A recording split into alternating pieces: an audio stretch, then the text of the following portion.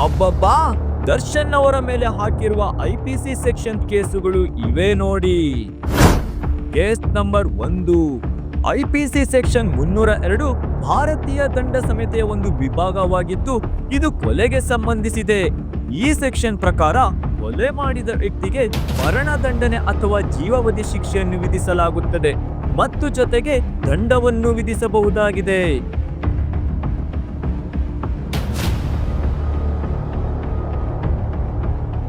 ಈ ಸೆಕ್ಷನ್ನ ವಿವರಣೆಗೆ ಬಂದ್ರೆ, ಸೆಕ್ಷನ್ 302 ಕೊಲೆಗೆ ಶಿಕ್ಷೆಯನ್ನು ವಿವರಿಸುತ್ತದೆ. ಕೊಲೆ ಎಂದರೆ ಕಾನೂನು ಬಾಹಿರವಾಗಿ ಇನ್ನೊಬ್ಬ ವ್ಯಕ್ತಿಯ ಸಾವಿಗೆ ಕಾರಣವಾಗುವುದು. ಈ ಸೆಕ್ಷನ್ನ ಶಿಕ್ಷೆಗೆ ಬಂದ್ರೆ, ಸೆಕ್ಷನ್ 302ರ ಅಡಿಯಲ್ಲಿ ಕೊಲೆ ಮಾಡಿದ ವ್ಯಕ್ತಿಗೆ ಮರಣದಂಡನೆ ಅಥವಾ ಜೀವಾವಧಿ ಶಿಕ್ಷೆ ವಿಧಿಸಬಹುದು. ನ್ಯಾಯಾಲಯವು ಅಪರಾಧದ ತೀವ್ರತೆಯನ್ನು ಪರಿಗಣಿಸಿ ಶಿಕ್ಷೆಯನ್ನು ನಿರ್ಧರಿಸುತ್ತದೆ. ಮರಣದಂಡನೆ ಅಥವಾ ಜೀವಾವಧಿ ಶಿಕ್ಷೆಯ ಜೊತೆಗೆ ನ್ಯಾಯಾಲಯವು ದಂಡವನ್ನು ವಿಧಿಸುವ ಅಧಿಕಾರವನ್ನು ಹೊಂದಿದೆ.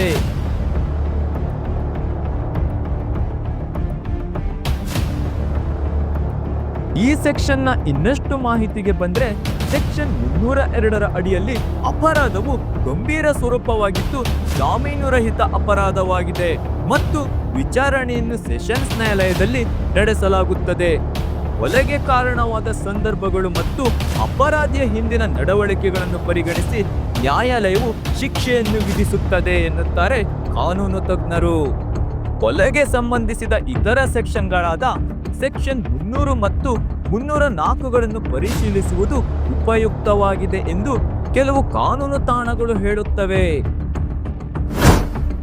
Case number 2. ಐಪಿಸಿ ಸೆಕ್ಷನ್ 34 ಭಾರತೀಯ ದಂಡ ಸಂಹಿತೆಯ ಒಂದು ಭಾಗವಾಗಿದ್ದು ಸಾಮಾನ್ಯ ಉದ್ದೇಶಕ್ಕಾಗಿ ಹಲವಾರು ವ್ಯಕ್ತಿಗಳು ಮಾಡಿದ ಕೃತ್ಯ ಎಂದು ಕರೆಯಲಾಗುತ್ತದೆ. ಈ ವಿಭಾಗದ ಪ್ರಕಾರ ಹಲವಾರು ಜನರು ಸೇರಿ ಒಂದು ಸಾಮಾನ್ಯ ಉದ್ದೇಶವನ್ನು ಈಡೇರಿಸಲು ಅಪರಾಧ ಕೃತ್ಯ ಮಾಡಿದರೆ ಪ್ರತಿಯೊಬ್ಬ ವ್ಯಕ್ತಿಯು ಆ ಕೃತ್ಯಕ್ಕೆ ತಾನೊಬ್ಬನೇ ಕಾರಣನಾದಂತೆ ಹೊಣೆಗಾರನಾಗಿರುತ್ತಾನೆ. ಅಪರಾಧದಲ್ಲಿ ಭಾಗಿಯಾದ ಎಲ್ಲರೂ ಒಂದು ನಿರ್ದಿಷ್ಟ ಗುರಿಯನ್ನು ಸಾಧಿಸಲು ಒಟ್ಟಾಗಿ ಕೆಲಸ ಮಾಡುತ್ತಿರಬೇಕು. ಈ ಸೆಕ್ಷನ್ನ ಜಂಟಿ ಹೊಣೆಗಾರಿಕೆಗೆ ಬಂದ್ರೆ, ಯಾರಾದರೂ ಅಪರಾಧ ಮಾಡಿದರೆ ಆ ಕೃತ್ಯದಲ್ಲಿ ಭಾಗಿಯಾದ ಪ್ರತಿಯೊಬ್ಬರು ಆ ಕೃತ್ಯಕ್ಕೆ ಹೊಣೆಗಾರರಾಗಿರುತ್ತಾರೆ. ಅಪರಾಧದ ಸಮಯದಲ್ಲಿ ಎಲ್ಲರೂ ಸಕ್ರಿಯವಾಗಿ ಭಾಗವಹಿಸಬೇಕು ಎಂದೇನಿಲ್ಲ, ಆದರೆ ಅಪರಾಧ ಉದ್ದೇಶವನ್ನು ಹಂಚಿಕೊಳ್ಳಬೇಕು ಮತ್ತು ಆ ಉದ್ದೇಶವನ್ನು ಈಡೇರಿಸುವಲ್ಲಿ ಅವರ ಪಾತ್ರವಿರಬೇಕು. ಉದಾಹರಣೆಗೆ, 2 ಅಥವಾ ಹೆಚ್ಚಿನ ಜನರು ಸೇರಿ ಒಬ್ಬ ವ್ಯಕ್ತಿಯ ಮೇಲೆ ಹಲ್ಲೆ ಮಾಡಿದರೆ ಅವರು ಆ ವ್ಯಕ್ತಿಗೆ ಹಲ್ಲೆ ಮಾಡಲು ಸಾಮಾನ್ಯ ಉದ್ದೇಶವನ್ನು ಹೊಂದಿದ್ದರೆ ಪ್ರತಿಯೊಬ್ಬರು ಆ ಹಲ್ಲೆಗೆ ಜವಾಬ್ದಾರರಾಗಿರುತ್ತಾರೆ. Case number 3. ಐಪಿಸಿ ಸೆಕ್ಷನ್ 120ರ ಅಡಿಯಲ್ಲಿ ಕ್ರಿಮಿನಲ್ ಪಿತೂರಿಯ ಬಗ್ಗೆ ಹೇಳಲಾಗಿದೆ. ಇದನ್ನು 2 ಅಥವಾ ಹೆಚ್ಚಿನ ವ್ಯಕ್ತಿಗಳು ಕಾನೂನು ಬಾಹಿರ ಕೃತ್ಯ ಮಾಡಲು ಅಥವಾ ಕಾನೂನುಬದ್ಧ ಕೃತ್ಯವನ್ನು ಕಾನೂನು ಬಾಹಿರ ರೀತಿಯಲ್ಲಿ ಮಾಡಲು ಒಪ್ಪಂದ ಮಾಡಿಕೊಂಡಾಗ ಅಪರಾಧವೆಂದು ಪರಿಗಣಿಸಲಾಗುತ್ತದೆ. 2 ಅಥವಾ ಹೆಚ್ಚಿನ ವ್ಯಕ್ತಿಗಳು ಸೇರಿ ಒಂದು ಅಪರಾಧವನ್ನು ಮಾಡಲು ಅಥವಾ ಕಾನೂನು ಬಾಹಿರ ರೀತಿಯಲ್ಲಿ ಕಾನೂನುಬದ್ಧ ಕೆಲಸಗಳನ್ನು ಮಾಡಲು ಒಪ್ಪಂದ ಮಾಡಿಕೊಳ್ಳುವುದು ಕ್ರಿಮಿನಲ್ ಪಿತೂರಿಯಾಗಿದೆ. ಈ ಸೆಕ್ಷನ್ನ ಶಿಕ್ಷೆಗೆ ಬಂದ್ರೆ, ಮರಣದಂಡನೆ, ಜೀವಾವಧಿ ಶಿಕ್ಷೆ ಅಥವಾ 2 ವರ್ಷಕ್ಕಿಂತ ಹೆಚ್ಚು ಜೈಲು ಶಿಕ್ಷೆ ವಿಧಿಸಬಹುದಾದ ಅಪರಾಧಕ್ಕೆ ಪಿತೂರಿ ನಡೆಸಿದರೆ ಆ ಅಪರಾಧಕ್ಕೆ ನೀಡುವ ಶಿಕ್ಷೆಯೇ ಈ ಪಿತೂರಿಗೆ ನೀಡಲಾಗುತ್ತದೆ. ಇತರ ಅಪರಾಧಗಳ ಪಿತೂರಿಗೆ 6 ತಿಂಗಳವರೆಗೆ ಜೈಲು ಶಿಕ್ಷೆ ಅಥವಾ ದಂಡ ಅಥವಾ ಎರಡನ್ನೂ ವಿಧಿಸಬಹುದು.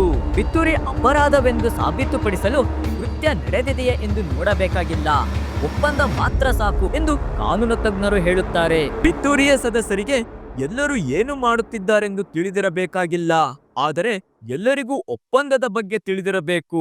ಉದಾಹರಣೆಗೆ, ಗಂಡ ಪಿತೂರಿ ಮಾಡುತ್ತಿದ್ದರೆ ಪತ್ನಿಗೆ ಗಂಡನ ಹೊರತು ಬೇರೆ ಪಿತೂರಿಗಾರರ ಬಗ್ಗೆ ಗೊತ್ತಿಲ್ಲದಿದ್ದರೂ ಪತ್ನಿಗೆ ಪಿತೂರಿಯ ಬಗ್ಗೆ ತಿಳಿದಿದ್ದರೆ ಆಕೆಗೆ ಶಿಕ್ಷೆಯಾಗಬಹುದು ಎಂದು ಕಾನೂನು ತಜ್ಞರು ಹೇಳುತ್ತಾರೆ. Case number 4.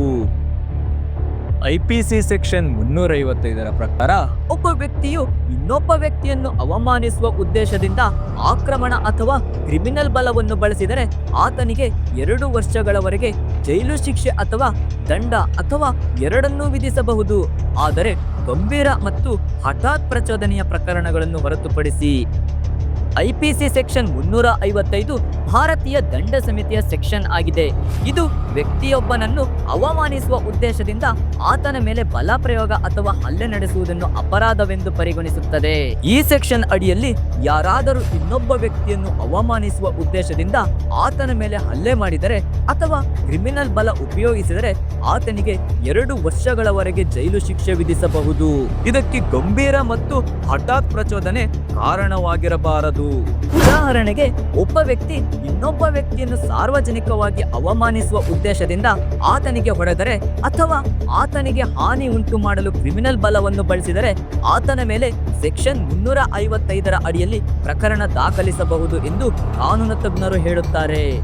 ಸೆಕ್ಷನ್ 355 ಅಡಿಯಲ್ಲಿ ಅಪರಾಧವೆಂದು ಪರಿಗಣಿಸಲು ಹಲ್ಲೆ ಅಥವಾ ಬಲ ಪ್ರಯೋಗದ ಉದ್ದೇಶವು ಅವಮಾನ ಮಾಡುವುದಾಗಿರಬೇಕು. ಗಂಭೀರ ಮತ್ತು ಹಠಾತ್ ಪ್ರಚೋದನೆಯಿಂದಾಗಿ ಹಲ್ಲೆ ಅಥವಾ ಬಲ ಪ್ರಯೋಗ ನಡೆದರೆ ಅದು ಸೆಕ್ಷನ್ 355 ಅಡಿಯಲ್ಲಿ ಅಪರಾಧವಾಗುವುದಿಲ್ಲ ಎಂದು ಕಾನೂನು ತಜ್ಞರು ಹೇಳುತ್ತಾರೆ. ಈ ಸೆಕ್ಷನ್ ಅಡಿಯಲ್ಲಿ 2 ವರ್ಷಗಳವರೆಗೆ ಜೈಲು ಶಿಕ್ಷೆ ಅಥವಾ ದಂಡ ಅಥವಾ ಎರಡನ್ನೂ ವಿಧಿಸಬಹುದು.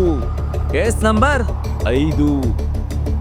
IPC 143ನೇ ಸೆಕ್ಷನ್ ಅಕ್ರಮ ಸಭೆಗೆ ಸಂಬಂಧಿಸಿದೆ.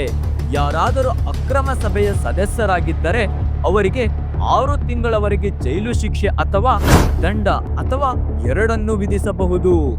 IPC 143ರ ಪ್ರಕಾರ ಅಕ್ರಮ ಸಭೆ ಎಂದರೆ 5 ಅಥವಾ ಅದಕ್ಕಿಂತ ಹೆಚ್ಚು ಜನರು ಸೇರಿ ಸಾರ್ವಜನಿಕ ಸುವ್ಯವಸ್ಥೆಗೆ ಭಂಗ ತರುವ ಅಥವಾ ಕಾನೂನಿನ ಉಲ್ಲಂಘನೆ ಮಾಡುವ ಉದ್ದೇಶದಿಂದ ಸೇರುವುದು. ಅಕ್ರಮ ಸಭೆಯ ಸದಸ್ಯರಾಗಿದ್ದರೆ 6 ತಿಂಗಳವರೆಗೆ ಜೈಲು ಶಿಕ್ಷೆ ಅಥವಾ ದಂಡ ಅಥವಾ ಎರಡನ್ನೂ ವಿಧಿಸಬಹುದು. IPC 143ರ ಅಡಿಯಲ್ಲಿ ಬರುವ ಅಪರಾಧವು ಕಾಗ್ನಿಜಬಲ್ ಆಗಿದೆ. ಅಂದರೆ ಪೊಲೀಸರು ವಾರಂಟ್ ಇಲ್ಲದೆ ಆರೋಪಿಯನ್ನು ಬಂಧಿಸಬಹುದು.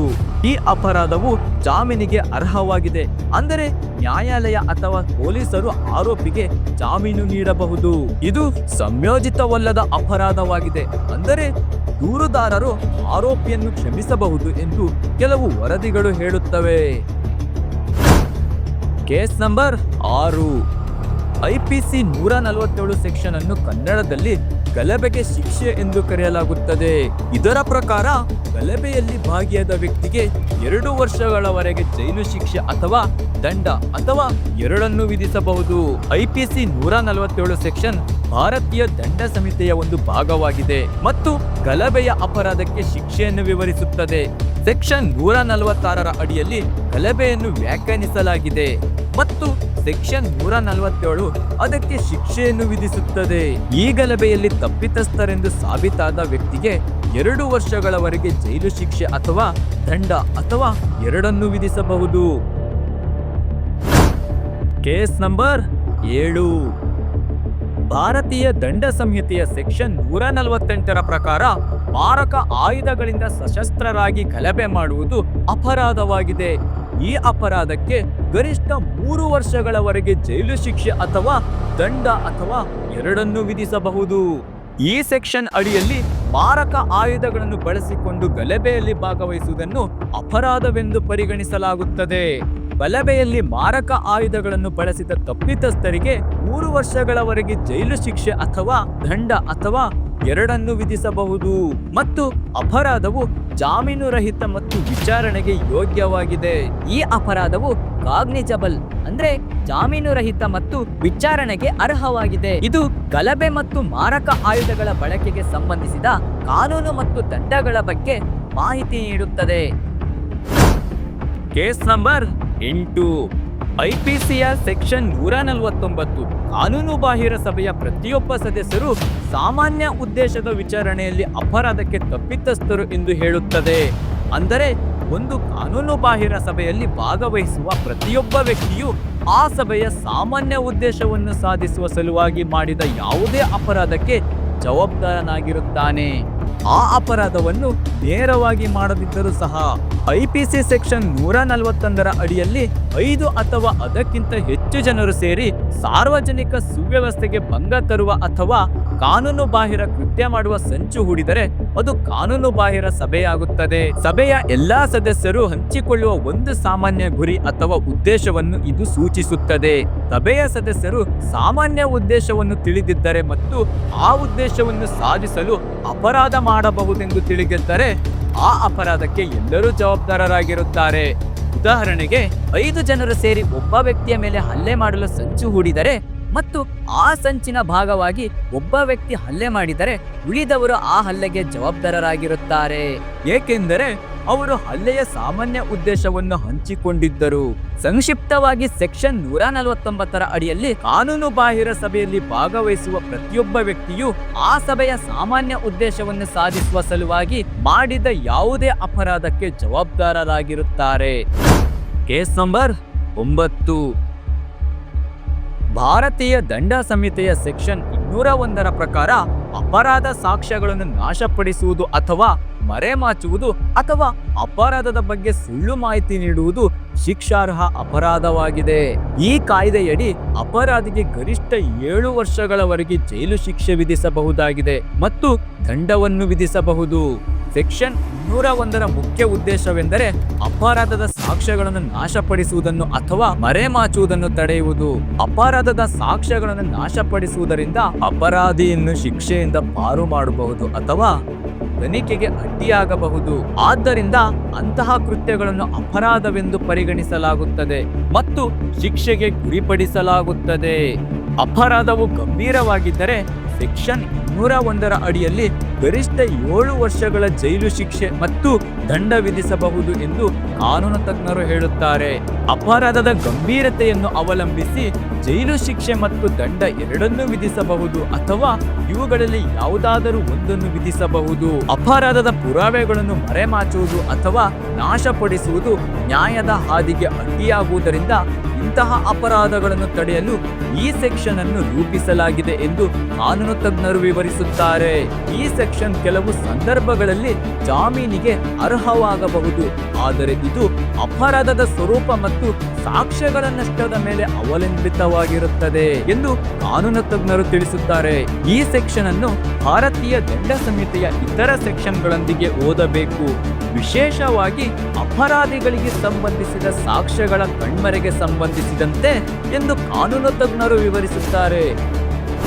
Case number 10. ಭಾರತೀಯ ದಂಡ ಸಂಹಿತೆಯ ಸೆಕ್ಷನ್ 364 ಕೊಲೆ ಮಾಡುವ ಉದ್ದೇಶದಿಂದ ಅಪಹರಣ ಅಥವಾ ಅಪಹರಣಕ್ಕೆ ಸಂಬಂಧಿಸಿದೆ. ಅಪಹರಣ ಅಥವಾ ಅಪಹರಣಕ್ಕೊಳಗಾದ ವ್ಯಕ್ತಿಯನ್ನು ಕೊಲ್ಲುವ ಅಥವಾ ಕೊಲೆ ಮಾಡುವ ಅಪಾಯಕ್ಕೆ ಸಿಲುಕಿಸುವ ಉದ್ದೇಶದಿಂದ ಯಾರಾದರೂ ಆ ವ್ಯಕ್ತಿಯನ್ನು ಅಪಹರಿಸಿದರೆ ಅಂತಹ ವ್ಯಕ್ತಿಗೆ ಜೀವಾವಧಿ ಶಿಕ್ಷೆ ಅಥವಾ 10 ವರ್ಷಗಳವರೆಗೆ ವಿಸ್ತರಿಸಬಹುದಾದ ಕಠಿಣ ಜೈಲು ಶಿಕ್ಷೆ ಮತ್ತು ದಂಡವನ್ನು ವಿಧಿಸಲಾಗುತ್ತದೆ.